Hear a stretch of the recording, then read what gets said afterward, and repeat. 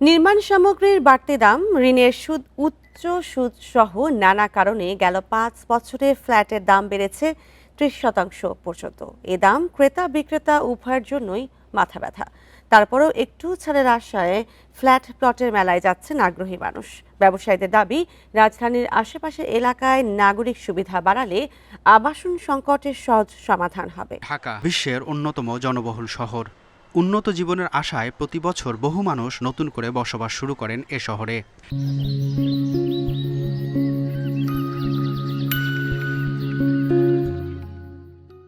কিন্তু এ বিশাল জনসংখ্যার বিপরীতে পরিকল্পিত ও নিরাপদ আবাসনের সুযোগ খুবই কম। আবাসন সংকট কাটাতে রাজধানীতে বড় ভরসা বহুতল বাসা।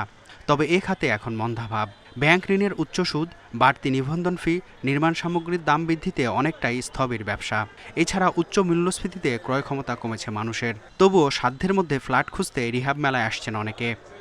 অনেক স্টল আছে, এটা জেনে শুনে দেখতে পারে কোনটা কি, কোন পজিশনে, কোন লোকেশনে এবং দাম কেমন, এগুলো একটা আইডিয়া নিতে পারে। যে একই ছাদের নিচে আমরা সবকিছু পেলাম এবং দেখে নিতে পারছি এবং আমরা কম্প্যারিজনও করতে পারছি। এখানে এই সুযোগটা আছে যে আমরা বিভিন্ন কোম্পানি ঘুরে দেন আমার কাছে যেটা বেটার মনে হয় বা আমার যে সুইটেবল, যেটা আমার জন্য প্রেফারেবল, সেটা আমি চুজ করতে পারবো।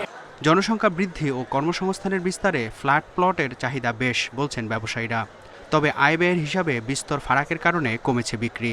গভর্নমেন্টের আমাদের একটা সাপোর্ট দরকার, যাতে আমরা দেশীয় কোম্পানিগুলো কম ভ্যাট এবং ট্যাক্সের মাধ্যমে যাতে আমরা র মেটেরিয়াল ইম্পোর্ট করতে পারি। রিহাব ফেয়ার, এসএমই মেলা বা বাণিজ্য মেলা আমরা করেছি, সেখানে আমরা প্রচুর সাড়া পেয়েছি। আজকেও আমাদের অনেক কাস্টমাররা আসতেছেন। যারা আজকে রিহাব ফেয়ারে আছে তাদের ভিতরে লোয়েস্ট রেটে দিচ্ছি এবং জিরো প্রসেসিং ফিতে আমরা এই হাউস বিল্ডিং ফ্যাসিলিটিসগুলো প্রোভাইড করছি। রাজধানীর চাপ কমাতে গাজীপুর, কেরানীগঞ্জ সহ আশপাশের এলাকাগুলোয় নাগরিক সুবিধা নিশ্চিতের আহ্বান মেলায় অংশ নেওয়া বিভিন্ন প্রতিষ্ঠানের মালিকদের। তারা মনে করেন রাজনৈতিক ও অর্থনৈতিক স্থিতিশীলতা ফিরলে চাঙ্গা হবে আবাসন খাত। মেহেদী হাসান, ইন্ডিপেন্ডেন্ট নিউজ, ঢাকা।